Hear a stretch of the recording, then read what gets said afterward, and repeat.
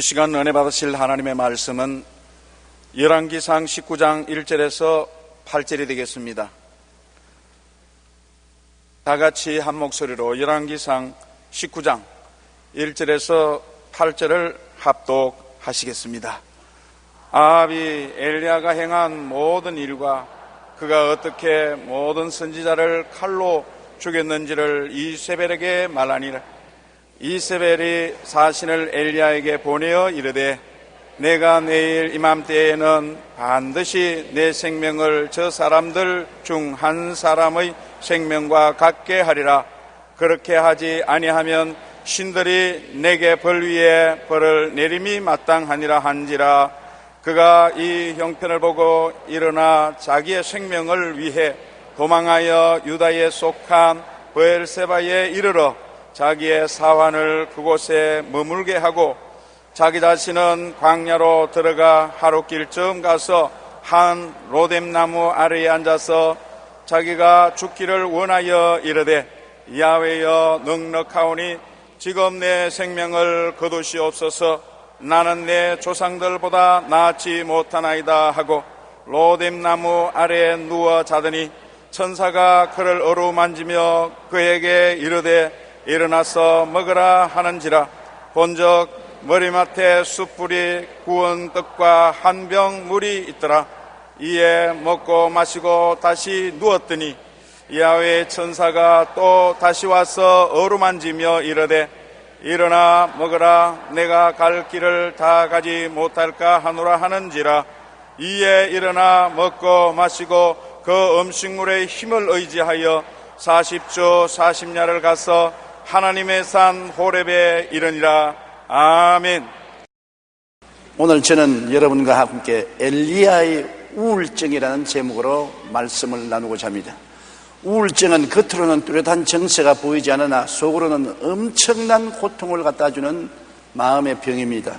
우울증이라는 스트레스는 집을 무너뜨리는 무게와 같이 우리의 삶을 짓누르는 것입니다. 지붕이 너무 무거워 기둥이 서서히 금이 가다가 갑자기 와르르 무너지는 것 같고, 혹은 무서운 폭풍이나 홍수가 와서 밀어닥쳐 순식간에 집을 무너뜨리는 것 같습니다. 어떻든 우울증이란 과도한 스트레스로 인하여 정신력이 고갈되어 자라는 집이 무너져 버리는 것입니다.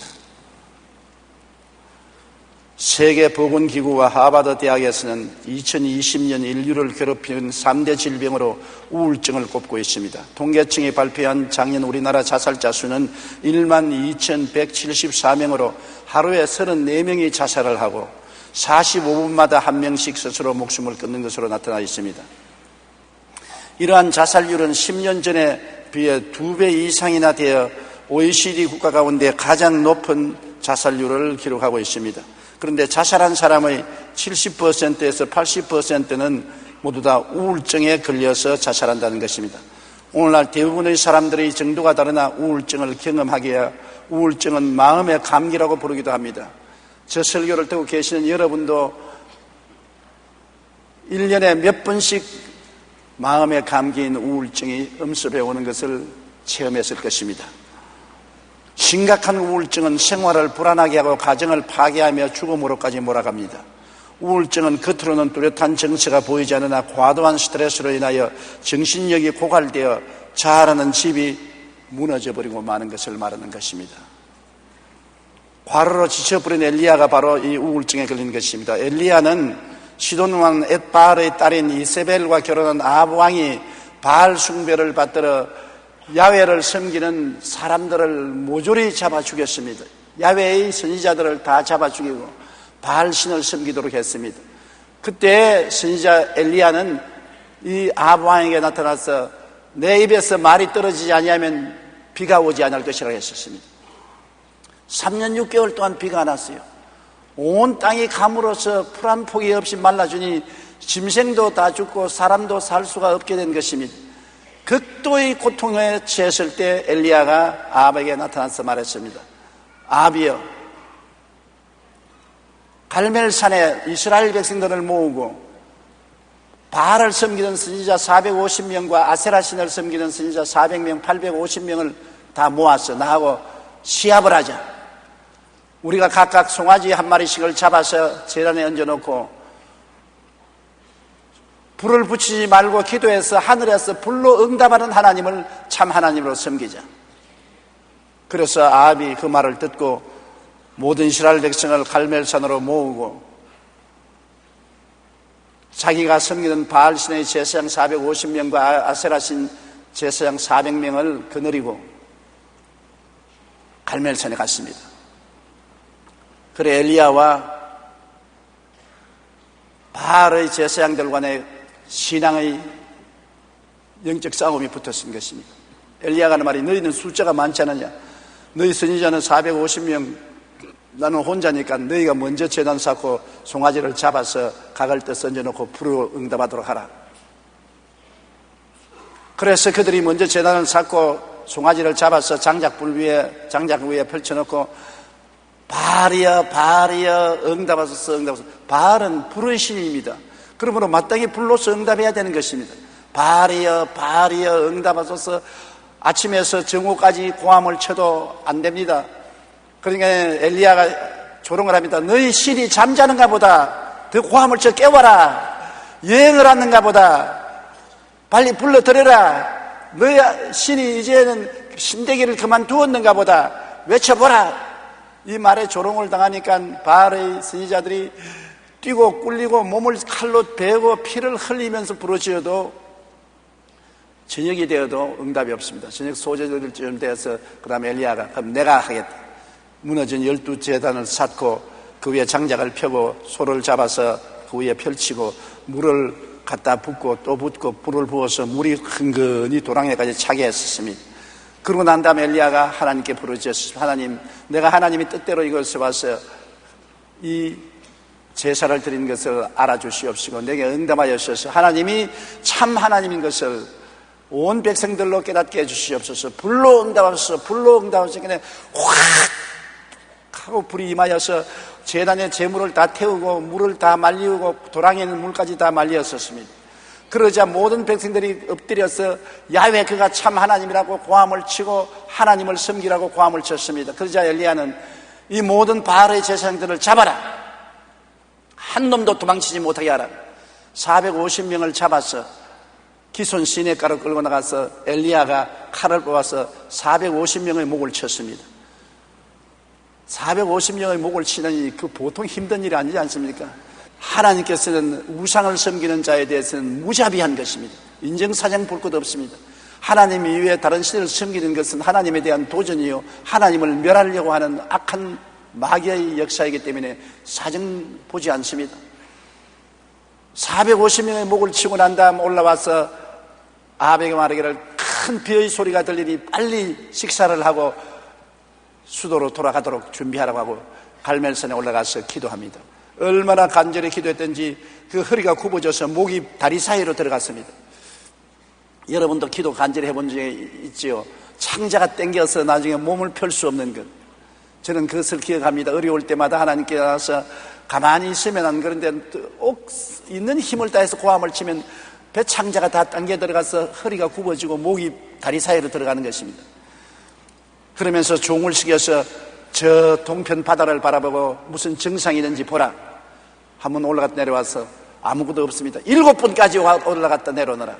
7번째 와서 이제 보니 손바닥만한 구름이 떴습니다. 그러면 빨리 아합왕에게 병거를 준비하고 병거를 타고 이스라엘로 들어가도록 하라. 그러고 난 다음 그도 옷을 끈을 묶고 성령이 임하니까 아합왕의 병거 앞에서 뜁니다. 갑자기 먹장 구름이 하늘을 덮고 천둥벼락이 치고 수낙비가 쏟아지는데 그 비 속에서 마차가 끄는 아합왕의 병거도 속도가 빠른데 그 앞에 머리가 다 벗어지고 옷깃을 날리면서 마라톤을 하고 뛰어서 이스라엘까지 들어왔습니다. 그래 들어와서 아합왕은 자기 궁으로 돌아가고 엘리야는 자기 숙소에 들어가는데 얼마나 지쳤습니까? 과도한 스트레스를 받았습니다. 그런데 아합왕이 집에 들어가서 자기 아내 이세벨에게 당신이 시집 올 때 데려온 450명의 바알의 선지자를 모가지 다 쳤다. 그러니까 이세벨이 분도 막심해서 엘리야에게 사자를 보냈었습니다. 내일 이맘때 내가 너 목을 치지 않으면 신들이 내게 벌 위에 벌을 내리리라. 엘리야 같이 위대한 종, 그가 기도하지 않으면 3년 6개월 동안 비가 오지 않고 기도하면 비가 내린 위대한 종, 그가 기도하면 불로 응답하시는 종, 이와 같은 종도 극도의 스트레스를 걸리니까 그 이스벨 여자의 말 한마디에 그만 무너진 것입니다. 사람이 어느 정도까지 견디다가 짐이 감당할 수 없게 되면 무너지는 것입니다. 엘리야는 그 자리에서 일어나서 종을 데리고 유대의 바알세바까지 도망을 쳐서 그 종을 두고서 또 혼자 하루길을 걸어 들어가서 그는 로뎀나무 밑에 앉아가지고서 하나님 앞에 죽여달라고 했는 것입니다. 극도의 우울증이 습격에 와서 그는 살 희망을 잃어버리고 죽기를 염원한 것입니다. 예수 믿는 사람이 왜 우울증이 걸리느냐? 예수 믿는 사람도 너무 스트레스에 걸리면 무너집니다. 야훼를 섬기는 엘리야 같은 위대한 종도 과도한 스트레스에 걸리면 무너지는 것입니다. 열왕기상 19장 3절로 4절에 보면 그가 이 형편을 보고 일어나 자기의 생명을 위해 도망하여 유다야 수간 브엘세바에 이르러 자기의 사환을 그곳에 머물게 하고 자기 자신은 광야로 들어가 하루길쯤 가서 한 로뎀나무 아래 앉아서 자기가 죽기를 원하여 이르되 야훼여 넉넉하오니 지금 내 생명을 거두시옵소서. 나는 내 조상보다 낫지 못하나이다 하고 기도를 드렸습니다. 저는 젊었을 때는 이 성경 구절을 읽고 굉장히 마음에 낙심했습니다. 엘리야 같은 종이 왜 이렇게 연약하게 됐냐? 하나님 앞에 기도해서 하늘 문을 열고 닫는 사람, 불을 내리게 하는 사람이 이세벨 한 여자의 협박에 못 이겨서 이렇게 절망에 처할 수 있느냐? 이해를 할 수 없었습니다. 그러나 제가 이해를 할 때가 왔었어요. 제가 여의도 순복음교회를 지을 때 1차 오일 쇼크가 왔습니다. 은행들이 다 문을 닫고 직장을 잃고 돈은 없고 공사한 회사에서는 돈을 내라고 나는 돈 낼 돈이 한 푼도 없고 일꾼들은 나보고 돈 내라고 백돌장을 들고서 나를 따라오며 내가 여의도에서 마포까지 도망을 쳤다고. 그러고 집에 놓으니까 먹을 것이 하나도 없어요. 우리 마대가 저녁을 못 지었으니까 밥 달라고 울었어. 지금은 밥이 없다니까 밥 줘, 밥 줘. 그래서 제가 때렸습니다. 내일까지 참으라 그러는데 뭐냐면 극도의 스트레스에 걸려서 애를 때리니까 우리 집 사람이 왜 애를 때리느냐? 나를 못 때리니까 애를 때리냐? 어린애를 데리고 그냥 친정집으로 가버렸었습니다. 내 혼자 방에 앉아서 살 힘이 없어졌어요. 주님도 온데간데 없고 하나님께 버림받은 심정이고 마음의 절망이 너무나 진두름으로 이젠 살 필요가 없다고, 죽어야 되겠다고 아파트 7층에서 몸을 내밀어서 떨어지려고 했었습니다. 정말 그때는 죽음이 아름답게 보였습니다. 산다는 것이 너무나 고통스럽고 괴롭기 때문에 죽는 것이 그렇게 편할 수가 없다고 생각해서 죽으려고 하는데 갑자기 벌떼 같은 소리가 귀에 들려오는 것입니다. 죽을 만한 용기가 있거든. 그 용기로서 살아보라. 안 뛰어내리도 너는 죽을 것이니까 죽는 것은 언제나 죽을 수 있는데 사는 것은 한 번밖에 못 산다. 그러므로 살아보라. 그런 벌떼 같은 음성이 들려오면서 제가 다리에 힘을 얻고 주저앉았습니다. 그리고 하나님께 부르짖었습니다. 하나님, 나는 살지도 못하고 죽지도 못하니 어떻게 합니까? 그때 성령께서 말이 너희 집사람이 가서 회개나 해라. 그때 우리 처갓집으로 찾아가서 집사람을 잡고 잘못되고 용서를 비는데 돌아 누워서 대답을 해줘야죠. 잘못했다 해도 대답을 안 합니다. 불러도 대답 없는 이름이요, 부르다가 내가 죽을 이름이요. 여러분, 대답을 할 때가 좋지 아예 포기해버리고 대답 안 하면 정말 죽을 증입니다. 그 옆에서 제가 새벽까지 기도를 했는데 새벽에 손목을 잡으니까 손에 힘을 약간 넣어주더라고요. 아유, 이제 됐다. 그래 끌어안고 화해를 하고 용기와 힘을 내어서 우리 교회를 지었었습니다.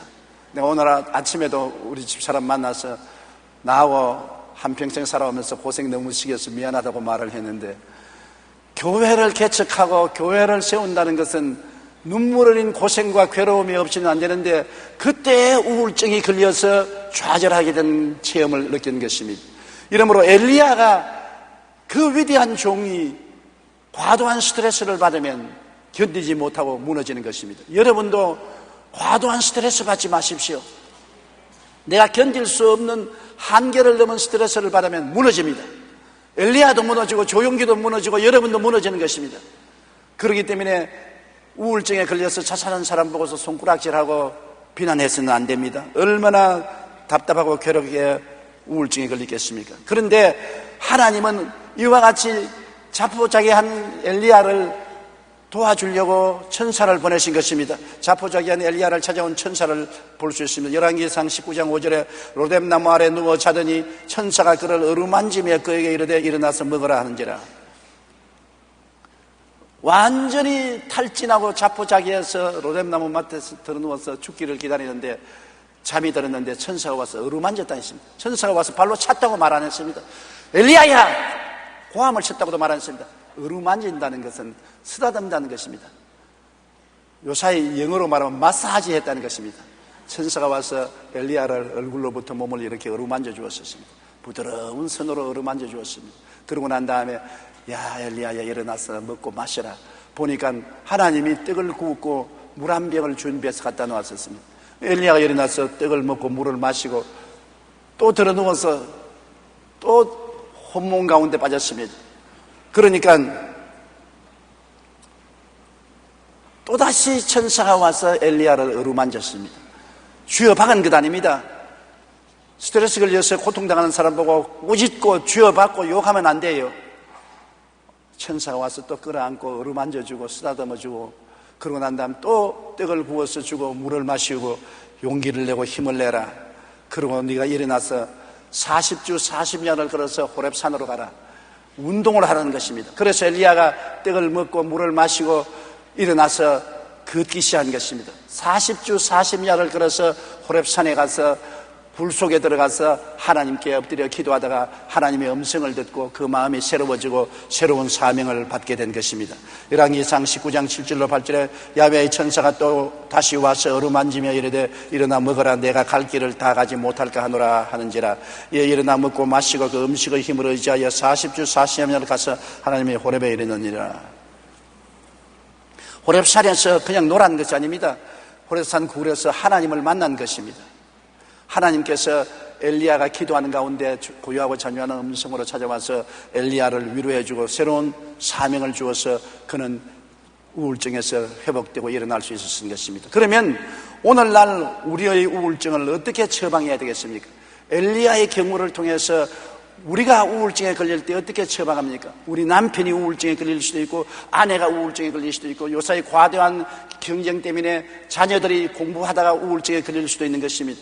또 이웃 형제들이 우울증에 걸릴 때 우리가 어떻게 처리해야 되겠습니까?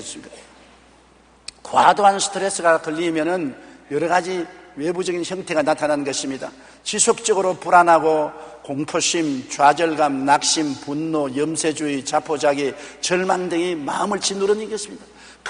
큰 바위를 얹어놓은 것처럼 마음을 짓누릅니다. 좌절과 절망, 염세주의, 자포자기, 공포, 좌절, 불안 이런 것이 짓누르는 것입니다. 제가 옛날 체험해 보니까 교회에 나오면은 빚쟁이들이 와서 진을 치고 언제 노동자들이 돌멩이를 들고 따라올지 모르기 때문에 밤에 자다가 가슴이 답답해서 호작딱 일어나서 진땀을 들고 하나님이여 이 날이 언제 지나가겠습니까? 정말 가슴을 짓누르는 마음의 염려와 근심은 안 당해본 사람 모릅니다. 아마 빚져서 고생한 사람 내가 무슨 말 하는지 알 거예요. 자다가 일어나서 마음이 바위로 짓누른 것 같고 천지가 캄캄하고 절망이 휩쓸어온 때가 한두 번이 아닌 것입니다. 그러한 스트레스 증후군이 나타나기 시작하는 것입니다. 욥기 3장 26절에 보면 나에게는 평안도 없고 안일도 없고 휴식도 없고 다만 불안만 있구나. 마음에 휴식이 없습니다. 불안이 안개같이 마음을 덮어씌울 때가 있는 것입니다. 그런데 그때 누군가 천사가 되어줘야 되는 것입니다. 그 사람은 이제 무너졌습니다. 엘리야처럼 무너졌습니다. 누가 천사가 되어줘야 되는 것입니다. 남편이 천사가 되어주는지, 아내가 천사가 되어주는지, 부모가 천사가 되어주는지, 지역장, 구역장이 천사가 되어주는지, 누가 천사의 마음이 되어줘야 되는 것입니다. 선생은 필요 없습니다. 수술도 필요 없습니다. 교훈도 필요 없습니다. 완전히 스트레스에 걸려서 처참히 무너진 사람에게 필요한 것은 천사가 필요한 것입니다. 무너진 자아를 스스로 지탱할 수 없는 것은 얼마나 고통스러운지 압니까? 집이 기둥이 이제는 도저히 지탱하지 못해서 쩍쩍쩍 소리내고 화르르 무너지는 것입니다. 그 사람 보고 꾸중하면 합니까? 네 왜 스트레스에 걸리느냐? 왜 불안하느냐? 왜 절망하느냐? 왜 자포자기하느냐? 꾸짖어봤자 소용없어요. 자아가 자기를 지탱하지 못해서 무너진 것을 보고 욕을 해가지고 무슨 소리 있으면 밑에 가서 받쳐줘야지. 와서 도와주고 받쳐줄 사람, 어루만져줄 사람이 필요하지, 교훈하고 꾸짖고 욕하는 사람이 필요하지 않은 것입니다. 전도서 4장 9절로 11절에 보면 두 사람이 한 사람보다 나으면 그들이 수고함으로 좋은 상을 얻을 것임이라. 혹시 그들이 넘어지면 하나가 그 동물을 붙들어 일으키려니와 홀로 있어 넘어지고 붙들어 일으킬 자가 없는 자에게는 화가 있으리라. 한 사람이면 패하겠니와 두 사람이면 맞설 수 있나니 세 겹줄은 쉽게 끊어지지 아니하나니라. 요사이 젊은이들 뭣도 몰라가지고서 혼자 사는 게 좋다고 30, 40이 될 때까지 장가도 안 가고 시집도 안 가고 혼자 사는데, 좋을 때는 혼자 살아도 괜찮아요. 언제고 인생의 풍파가 안 다가온다고 말할 수 없는 것입니다. 풍파가 다가와서 크고 작은 스트레스에 걸렸을 때는 자기가 자기를 지탱하지 못합니다. 술로서 지탱할 수 있습니까? 파멸당하죠. 마약으로 지탱할 수 있습니까? 죽음의 길을 택하는 것이죠. 같이 있는 사람이 천사가 되어서 어루만져줘야 되는 것입니다. 그럴 때 남편이 필요하고 아내가 필요한 것입니다. 그때 친한 사람이 필요한 것입니다. 가랑비가 내리던 거리에서 갑자기 사람의 비명소리가 들렸습니다. 70세쯤 되어 보이던 할머니가 고통스러운 표정으로 자살을 하였습니다. 구급차가 와서 할머니를 곧 병원으로 실려갔고 달려온 경찰들이 자살 원인을 알아보기 위해서 할머니의 살던 아파트를 샅샅이 뒤졌습니다. 가보니까 실내는 비싼 가구와 고급스러운 도구로 할머니 생활은 풍족해 보였지만 어딘지 썰렁한 기운이 느껴졌습니다. 경찰은 할머니의 자살 원인을 경제적인 것은 아니라고 생각하고 할머니 주치의에게 전화해서 지병이 있는지 물어보았습니다. 의사는 할머니가 나이에 걸맞지 않게 건강하다고 말했었습니다. 고민하던 경찰들은 작은 수첩 하나를 발견했습니다. 그 수첩을 보던 경찰은 바로 이것이구나 하고 무릎을 쳤습니다. 고개를 끄덕끄덕했습니다. 할머니의 수첩에는 365일 동안 똑같은 글이 적혀 있었습니다. 오늘도 아무도 나에게 오지 않았다. 건강한 할머니, 꽤 먹고 살만한 재산도 있었는데 자살한 이유는 365일의 일기장에 똑같은 말, 오늘도 아무도 나에게 오지 않았다. 사람은 가장 비참하게 만드는 것은 영양소 결핍이 아니라 애정 결핍인 것입니다. 이 할머니가 자살한 것은 애정 결핍에 걸려서 자살하게 된 것입니다. 누군가 천사가 되어 함께 해주지 않을 때 무너지는 자아를 스스로 지탱할 수 없었습니다. 이 할머니가 좌절되고 낙심되고 자아가 무너질 때 그를 지탱해 줄 사랑스러운 손길이 곁에 있었으면 좋을 건데 없었다는 것입니다. 사람이 영양 붙는 음식을 못 먹어도 죽지만은 애정 결핍이 되어도 살 수가 없습니다. 남편의 사랑, 아내의 사랑, 자식의 사랑, 부모의 사랑, 친구의 사랑, 선생의 사랑, 제자의 사랑, 사랑 없이 사람은 못 산다는 것을 알아야 되는 것입니다. 사랑해도 좋고 안 해도 좋은 게 아닙니다. 여러분은 사랑받기 위해 태어난 사람인 것입니다. 하나님은 사랑이기 때문에 하나님의 형상과 모양대로 지음받았으므로 여러분은 사랑해야 되고 사랑받아야 되는 것입니다. 일본의 유명한 물박사 에모도 선생이 시험한 것 제가 전에도 말했죠. 밥 3그릇을 두고서 밥 1그릇은 보고 감사합니다, 사랑합니다. 둘째 그릇은 밉다, 너는 싫다. 셋째 밥그릇은 아무 말도 안 했습니다. 무관심했습니다. 보름 동안 그렇게 하고 난 다음 보니까 첫째 사랑합니다, 감사했는 밥그릇은 아름다운 누룩이 되어서 향기가 훨훨 났습니다. 둘째 밉다, 싫다 밥그릇의 밥은 썩었습니다. 셋째 무관심하고 내버리는 밥그릇은 썩어도 되게 썩어서 구린내가 등천을 쳤습니다. 차라리 밉다 하는 것은 썩기는 썩어도 덜 썩는데 무관심하게 내버려준 밥그릇은 완전히 썩어서 구린내가 납니다. 같이 살면서 싸우더라도 같이 사는 게 좋다고, 혼자 무관심하게 주면 썩어도 구린내 나게 썩어진다고. 그렇기 때문에 결혼하는 것이 좋다고요. 사랑하면 더욱 행복하고, 안 사랑하면 토닥토닥 싸우더라도 썩어도 좀 덜 썩고, 혼자 있으면 완전히 썩어버린다고. 사랑 결핍증에 걸리면 완전히 썩어서 냄새가 나게 되는 것입니다. 그러므로 우리가 스트레스에 걸릴 때는 누군가가 천사가 되어줘야 되는 것입니다. 여러분 모두 한 사람 한 사람이 예수 그리스도 안에서 천사가 되어줘야 되는 것입니다. 천사는 와서 꾸중하고 호령하고 교훈하고 쥐어박는 것이 아니라 어루만져주는 천사가 필요한 것입니다. 누군가의 이해와 동정과 사랑의 대화의 손길이 필요한 것입니다. 여러분 몸이 긴장하고 등산을 하다가 내려온 후에나 노동을 하고 난 다음에 몸이 쑤실 때 마사지를 받으면 풀리지 않습니까? 손으로 몸을 마사지 해주는 것. 마음도 마사지가 필요하다고요. 몸만 마사지가 필요한 건 아닙니다. 마음도 마사지가 필요하다고요.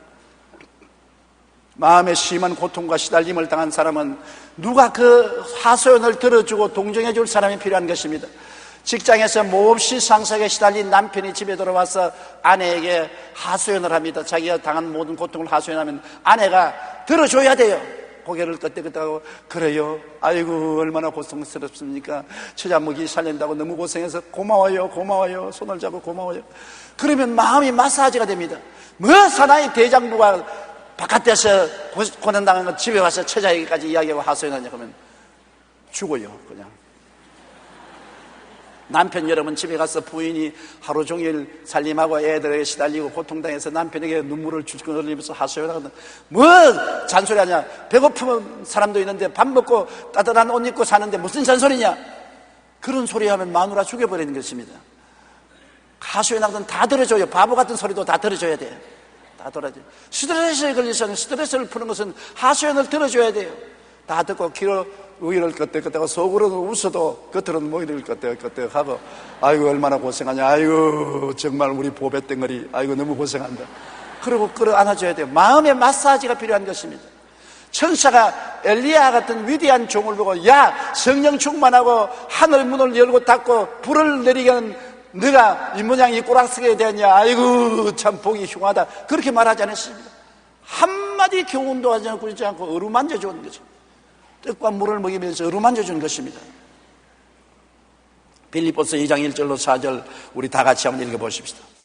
그러므로 그리스도 안에 무슨 권면이나 사랑의 무슨 위로나 성령의 무슨 교제나 긍휼이나 자비가 있거든 마음을 같이하여 같은 사랑을 가지고 뜻을 합하며 한 마음을 품어 아무 일이든지 다툼이나 허영으로 하지 말고 오직 겸손한 마음으로 각각 자기보다 남을 낮게 여기고 각각 자기 일을 돌보는 아니라 또한 각각 다른 사람들의 일을 돌보아 나의 기쁨을 충만하게 하라. 그리스도 안에 있는 무슨 권면이나 사랑의 무슨 위로나 성령의 무슨 교제나 긍휼이나 자비가 있거든 그걸 가지고 나만 누리지 말고 이웃의 마음을 마사지해 주라는 것입니다. 마음을 위로해 줘야 되는 것입니다. 어루만진다는 것이 여러분 얼마나 좋은지 압니까? 내 말 들어보세요. 미국의 심장건강센터의 딘 오시니 박사는 행복으로 이르는 8가지 길이라는 자신의 책에서 행복을 이루기 위해서는 서로 어루만지라고 권하고 있는 것입니다. 여러분 부부간에 오늘 이 교회 오신 분도 있고 따로따로 오신 분도 있겠지만은 부인을 하루에 한 번씩이라도 끌어안고 어루만져 주는 사람 한번 손 들어봐 주십시오. 한 사람도 없네. 그러니 안 행복하지. 남편을 어루만져주고 하루에 한 번씩이라도 뽀뽀해주는 우리 자매님 한번 손 들어봐 주십시오. 한 사람밖에 없어. 우리 한국 사람들은 예의 체면 차린다고 그러지 않은데 그 때문에 마음에 고통이 많고 슬픔이 많고 마음의 위로와 치료를 못 받는다고요. 하루에 적어도 한 번 이상은 안아주고 어루만져주고 뽀뽀해줘야지 그것이 행복으로 가는 길인 것입니다. 오늘 이 말씀을 읽어보십시오. 사람이 서로 어루만지면 마음에 담긴 사랑을 깊게 전달할 수 있으며 마음 깊이 전해진 사랑이 행복을 만들어낸다는 것입니다. 마이애미의 신체 접촉 연구소 연구 결과에 의하면 어루만지는 애정이 접촉은 엔돌핀의 분비를 촉진시키고 인체의 면역 기능을 강하게 하는 것으로 나타나는 것입니다. 서로 어루만지고 등을 쓰다듬어주고 두들겨주면 몸에 엔돌핀이 생겨요. 엔돌핀이 생기나면 엔돌핀은 우리를 기쁘게 하고 행복하게 만들어주는 것입니다. 그리고 몸에 면역성을 강하게 해서 감기 안 들려요. 여러분 감기 주사 맞고 있잖아요. 주사만 가지고 안 돼요. 어루만져 줘야 면역성이 생겨서 감기가 안 걸려요. 감기 걸리면 병원에 가면 돈 들지 않아요. 남편 여러분 돈 안 들라고 하다가 어루만져 줬어요. 아침에 자고 일어나서 한번 껴안고 뺨말 비벼주고 등을 한번 쓰다듬으면 그게 굉장한 엔돌핀을 생산하고 면역성을 강하게 하고 마음을 행복하게 만들고 기분 좋게 만들어주는 것입니다. 그리고 서로 어루만져주면 나아가 스트레스 호르몬의 분비를 억제하여 치유 효과가 있다고 밝혔습니다. 마음 깊이 전해진 사랑이 행복을 만들어내는 것입니다. 아무리 스트레스를 받아도 어루만져주면 괜찮은 것이, 내가 어릴 때 우리 동리에 가서 애들이 얻어맞고 마음이 분해서 집에 울고 엄마 하고만 어머니가 부엌에서 뛰어나서 치마로 나를 감싸주고서 눈물을 짜고 제가 머리를 써주고 아이고 내 새끼야 괜찮다 나쁜 놈들이 왜 우리 아들을 때리나 그러면 울면서 내 마음이 다 치료돼요. 고통스러운 스트레스가 다 해소되고 곧장 어머니 품에서 나와서 또 뛰어놀러 나갈 수 있는 것입니다. 그러므로 어루만진다는 것은 좋아요. 행복한 삶을 위해 우리는 마음에 담긴 사랑을 서로 어루만지며 표현하는 것이 중요한 것입니다. 특별히 우울증을 치료하기 위해서는 누군가 이해와 동정과 사랑의 대화의 손길을 가지고 어루만져 주어야만 되는 것입니다. 가장 어루만지기 좋은 곳이 어디입니까? 집안입니까? 다른 데 가서 사람들 보고 어루만져 달라고 하다가는 사고가 나는 것입니다. 집에 와서 남편 보고 어루만져 달라고, 아내 보고 어루만져 달라고 하고 부모 보고 어루만져 달라고 하면 얼마나 좋은 치료 효과가 발생하는 것입니까? 가정이 왜 있습니까? 밥만 먹고 잠만 자기 위해서 가정이 있는 것이 아닙니다. 서로 위로하고 동정하고 격려하고 힘이 되기 위한 가정이 필요한 것입니다. 그러기 위해서는 서로 신체 접촉이라는 것은 굉장히 중요한 것입니다. 이제부터 여러분 집에 들어가거든 꼭 어루만져 주세요. 오늘 집에 들어가거든 조 목사가 설교할 때 그렇게 하라고 하더라고 하면서 그냥 끌어안으세요. 그리고 스트레스에 걸리면 먹고 마시고 잠자는 휴식이 필요한 것입니다. 스트레스에 걸렸다고 염려하고 근심하고 불안하고 초조하고 안 먹으면 안 돼요. 스트레스에 걸릴 때는 먹고 마시고 잠을 자야 되는 것입니다. 휴식해야 되는 것입니다. 출애굽기 20장 11절에 이는 엿새 동안에 나 야훼가 하늘과 땅과 바다와 그 가운데 모든 것을 만들고 일곱째 날에 쉬었음이라. 누가복음 21장 37절에 예수께서 낮에는 성전에서 가르치시고 밤에는 나가 감람몬이라는 산에서 쉬시니라. 야훼께서 그의 사랑하는 자에게는 잠을 주신다고 말했는데요. 저도 일벌레입니다. 워칼록입니다. 하루라도 말씀을 안 정하면 불안해요.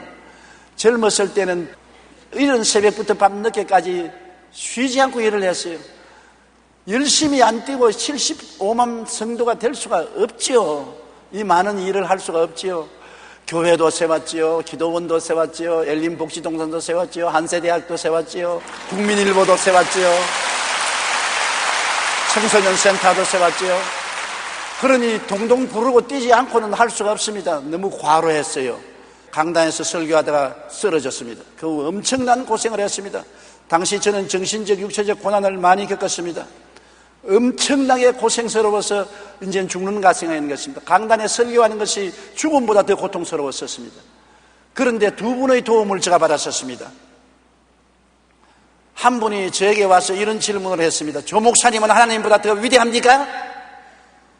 그 말을 듣고 굉장히 기분이 나빠요. 내가 언제 하나님보다 더 위대하다고 말합니까? 아니, 조 목사님 지금 사는 모습이 하나님보다 더 위대하다고 교만하게 하고 있지 않습니까? 내가 언제 교만했습니까? 하나님도 엿새 동안 일하고 이럴 때 쉬었는데 목사님은 이래 동안 한도 안 쉬고 뛰는 것을 자랑으로 생각합니까? 하나님보다 더 위대합니까? 그 말에 내가 끄꾸러졌습니다. 맞았어. 하나님도 엿새 동안 일하고 일흘째 쉬었는데 내가 일흘째 계속해서 일하면 하나님보다 더 위대한 사람이 되는구나. 그 분의 말씀이 내 마음에 폐부를 찔렀습니다. 그런데 내가 주치의로 삼고 있던 의사가 나에게 와서 목사님 쉬십시오. 휴식하시 먹고 자고 쉬어야 합니다. 내가 시간이 바빠서 도저히 그럴 수가 없습니다. 목사님 쉬는 것도 일입니다. 쉬어야 더 좋은 일을 할 수 있으니까 일만 일이 아니라 쉬는 것도 일이라고요. 전지를 재충전 않고 계속해서 써보십시오. 전기가 나가버리면 나중에는 폐기 처분해야 됩니다. 지금 목사님 이대로 나가면 폐기 처분해야 돼요. 앞으로 더 살아서 일하려거든 쉬어야 돼요. 쉬는 것도 일입니다. 그 두 분의 말이 나에게 굉장한 충격을 주었습니다. 하나님도 엿새 동안 일하고 일흘째 쉬었고 쉬는 것이 바로 일하는 것이다. 더 큰 일을 하기 위한 적은 일이 쉬는 것이라는 말을 듣고 그 다음부터는 제가 월요일 날은 꼭 쉬려고 애를 쓰고 있습니다만 잘 안 돼도 그렇게 하려고 애를 쓰고 있어서 많이 회복됐어요. 여러분, 우리는 매일 겪는 스트레스를 잘 처리하지 못하면 개인의 인생도 가정도 사회생활도 실패하게 됩니다. 그러므로 먹고 마시고 잠자는 휴식을 통해서 스트레스를 이기고 항상 성령으로 충만할 때 영혼이 잘됨같이 범사에 잘되며 강건해질 수가 있는 것입니다. 부인들이 가정사에 너무 스트레스를 받아서 나중에는 살 희망도 잊어버리고 절망하는 때가 종종 있습니다. 그러면 남편들이 그거를 이해하지 못하고 뭘 집안에 있으면서 스트레스에 걸리느냐, 나는 밖에서 일하기에 이렇게 고통스러워도 이겨나가는데 집에 있으면서 스트레스에 걸렸다고 머리 아프다고 들어눕고 그러냐. 그렇지 않습니다. 큰일보다 자잘구레한 일이 스트레스가 더 걸린다고요. 큰일은 큼직하게 하고 있는 자잘한 일은 애들 옷 벗기고 옷 입히고 빨래하고 집안 소지하고 밥하고 그릇 씻고 또 그 이튿날 또 반복하고 못할 짓이 거짓인 것입니다. 그러므로 스트레스는 큰 일에도만 걸리는 게 아니라 적은 일에도 스트레스를 걸리기 때문에 휴식이 필요한 것입니다. 여러분, 남편 여러분, 부인에게 꼭 휴식을 주십시오. 친구들하고 좀 놀러 가도록 허락해 주십시오. 그렇게 해서 휴식을 해야 더 좋은 어머니가 되고 더 아내가 될 수 있습니다. 남편도 한 가지인 것입니다. 돈벌이 한다고 너무 치중해서 나중에는 돈벌이 하는 것이 아니라 병들어서 들어누우면 번 돈보다 더 많이 쓰게 되고 처자 두고서 죽어버리면 어떻게 합니까? 그뿐 아니라 스트레스에서 해방되기 위해서는 기분 전환을 위한 육체적 운동이 꼭 필요합니다. 운동해야 돼요. 잠언서 17장 20절에 마음의 즐거움은 양약이라도 심령의 근심은 뼈로 마르게 한대. 운동을 하면 엔돌핀이 나와서 마음이 즐거워지는 것입니다. 잠언서 18장 14절에 사람의 심령은 그 병을 능히 이기려니와 심령이 상하면 그것을 누가 일으키겠느냐. 산책하는 것이나 운동하는 것은 우리 몸에 굉장히 좋아요. 우리가 걸으면 뇌세포가 활성화되고 근육질이 유지되어 건강해지고 혈액순환이 좋아지는 것입니다. 하루에 1만 3천 보 정도는 걸으면 여러분 근육이 유지되고 지방이 연소되어 혈액순환이 좋게 되는 것입니다. 그러면 마음이 상쾌해지고 기뻐집니다. 마음이 기쁘면 우리의 몸이 약공장이 되어서 온갖 약을 다 생산함으로 육신의 다른 병도 다 고쳐주는 것입니다. 빌리그람 목사님은 늘 조깅을 했죠. 건강을 유지했습니다. 미국의 루즈벨트 대통령이나 미국 역대 대통령을 보면 걷기나 달리기를 항상 하며 건강을 유지했습니다. 동의보감에 보면 건강을 위한 3보가 있는데 식보, 밥을 잘 먹는 것, 약보, 적당히 보약을 먹는 것, 행보, 걸어서 건강해진다는 것입니다. 우울증을 해방하고 치료하기 위해서는 이처럼 적당한 휴식과 기분 전환을 위해 육체적인 운동이 필요한 것입니다. 엘리야는 너무나 위대한 종이 우울증에 걸리기 때문에 그를 고치기 위해서는 40주야를 걸으라고 했는 것입니다. 하루 이틀 걸은 게 아닙니다. 엘리야는 우울증에 걸려서 들어 누웠다가 천사의 어루만짐을 받고 일어나서 40주야를 걸어서 하나님의 산 호렙으로 가라고 하는 것입니다. 그러므로 우리도 우울증에 걸리지 않기 위해서는 하루에 시간을 내서 적당한 운동을 꼭 해야 되는 것입니다. 걷는 운동이 제일 좋다고 하니 여러분 동리를 죽이는 돌아도 좋고 헬스클럽에 가서 걸어도 좋고 운동은 꼭 하시기 바랍니다. 그 다음에 스트레스에 해방되기 위해서는 말씀과 기도와 하나님의 만남인 것입니다. 여러분 하나님 앞에 엎드려서 있으면 하나님의 성령이 임하시면 마음에 큰 평안이 옵니다. 저는 목회 사업에 스트레스에 걸려 괴로우면 그냥 하나님 앞에 엎드려서 잡니다. 기도만 한다고 여러분 되는 것이 아닙니다. 자꾸 하나님 앞에서 말하지 말고 고요히 앉아있다가 잠이 오더랑 하나님 앞에 푹 자시오. 그것도 기도입니다. 저는 기도원에 가서 굴에 들어가서 자요. 다른 사람들 기도하는 줄 알았는데 아니 기도 안 하고서 엎드려서 자요.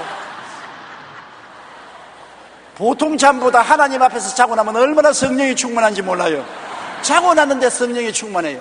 하나님을 생각하고 하나님 앞에 엎드려 기도하다가 코를 골고 자고 나면 마음의 스트레스가 다 풀리고 치료하는 생명의 역사가 일어나는데 왜 그러냐? 이사야 40장 28절로 31절 다 같이 읽어보십시다.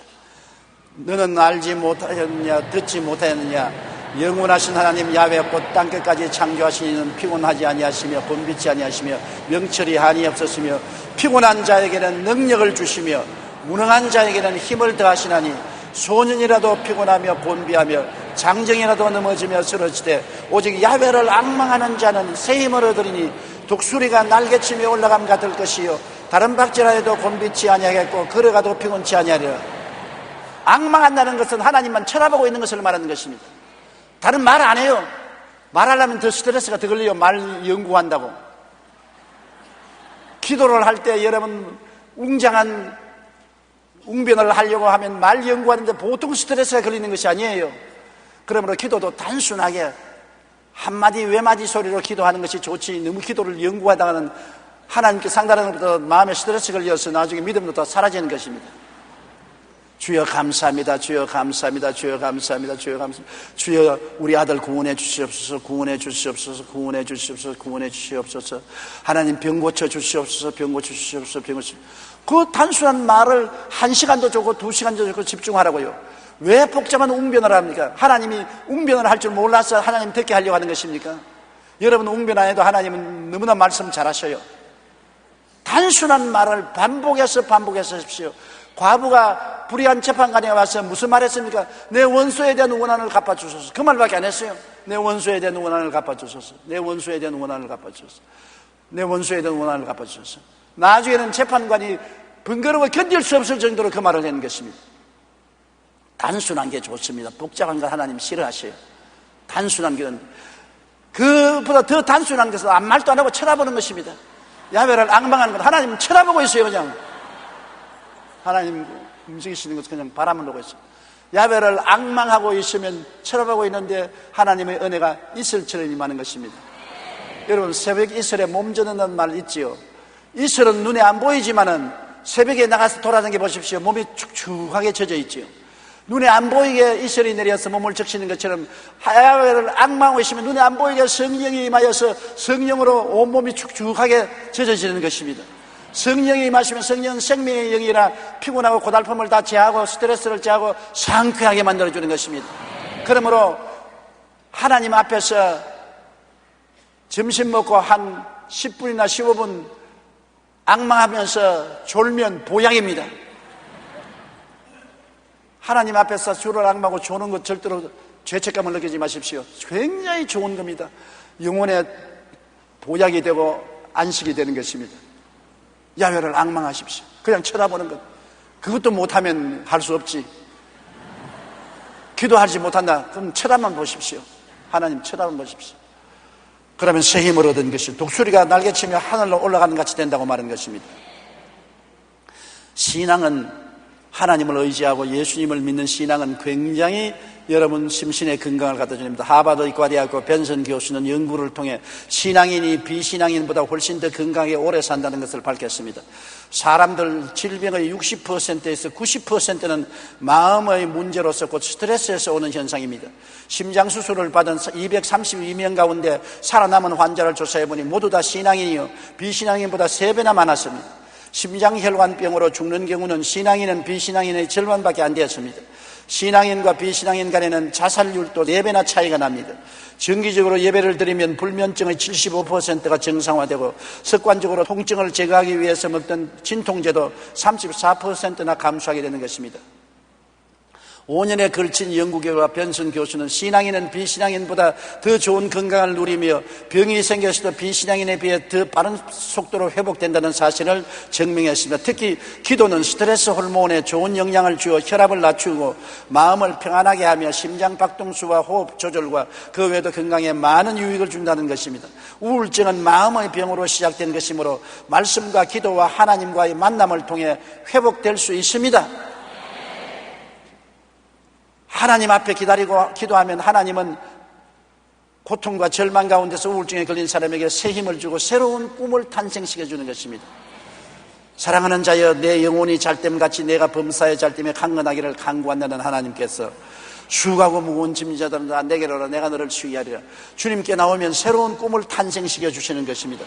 테레사 수녀가 미국을 방문하여 어떤 도시에서 간증을 하고 말씀을 전가하고 나오는데 여자 교우 한 분이 테레사 수녀를 붙들고 말했습니다. 나는 지금 자살하려고 결심했습니다. 도저히 더 이상 살아갈 수가 없어요. 이 말을 듣고 테레사 수녀는 말하기를, 자살하는 건 좋습니다만은 칼가타에 따라와서 나와 한 달 동안만 같이 있다가 자살을 하세요. 그래서 테레사 수녀를 따라서 칼가타에 가보니 너무나 못 먹어 병들어 비틀어져서 눈도 어두워지고 벙어리도 되고 절름발이 되고 불쌍한 사람이 너무 많아서 그들을 치료하고 돌본다고 테레사 수녀하고 정신이 없어 한 달이 지났는데 테레사 수녀가 이제 돌아가서 자살하시지요.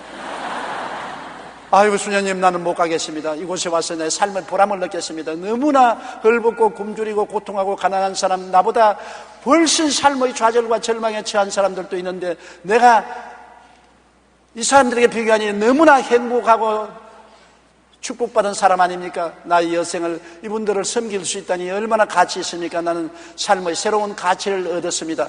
그래서 칼가타에 남아서 수녀를 도와서 평생을 보냈다는 글을 읽어본 적이 있습니다. 여러분, 스트레스가 끝이 아닙니다. 스트레스를 지나고 나면 새로운 꿈을 주시는 것입니다. 새로운 세계를 열어주시는 것입니다. 하나님 앞에서 스트레스 치료를 받고 나면 새로운 희망을 주셔서 인생을 더 가치 있고 즐겁게 살아갈 수 있게 도와주신다는 것을 알아야 될 것인 것입니다. 우울증은 생사를 좌우하는 심각한 마음의 병입니다. 최근에도 우리 한국의 유명한 탤런트들이 우울증에 걸려서 자살하는 것을 보았지요. 우울증을 가볍게 보지 마십시오. 우울증의 좌절과 절망의 정체를 발견하면 곧장 어루만져 주십시오. 남편이 우울증에 걸리면 내가 우울증에 걸렸다 말하지 않습니다. 염려와 근심, 불안과 초조, 절망, 좌절, 염세감, 좌절감 속에 흐득이는 것을 감지하거들랑 꼭 쓰다듬어 주십시오. 위로해 주십시오. 아내의 우울증을 치료해 주십시오. 자식들의 우울증을 치료해 주십시오. 육체의 병은 눈에 보이나 마음의 병은 눈에 보이지 않기 때문에 등한히 하기 쉽습니다. 우울증을 앓는 사람은 조수하거나 가벼이 여겨서는 절대로 안 됩니다. 그들은 특별한 관심과 치료가 있어야 되는 것입니다. 여러분이 오늘 남편의 천사가 되고 아내의 천사가 되고 자녀들의 천사가 되고 이웃의 천사가 되어서 어루만져주는 성도 여러분들이 되시기를 주의 이름으로 축원합니다. 우리 기도드리겠습니다. 전능하신 우리 아버지 하나님, 이 세상 살이가 너무나 힘들고 괴롭기 때문에 우울증에 안 걸리는 사람이 없습니다. 감기 몸살처럼 마음에 감기 몸살인 우울증을 앓고 고통을 당합니다. 남편이, 아내가, 자식들이, 이웃이 고통당할 때 우리가 천사가 되고 어루만져주는 손길이 되게 도와주시옵소서. 하나님의 치료의 사역을 우리가 대신할 수 있도록 도와주시옵소서. 아버지, 우울증에 걸린 사람들이 다 우울증에서 노연함을 받고 은총을 잊게 하여 주시옵소서. 오늘 저희 메시지를 들은 우울증 환자들 희망을 잃지 말고 소망을 가지고 우울증을 극복하고 더 나은 꿈과 환상을 주님께로부터 얻어서 나갈 수 있도록 도와주시옵소서. 예수님 이름으로 기도드립니다. 아멘.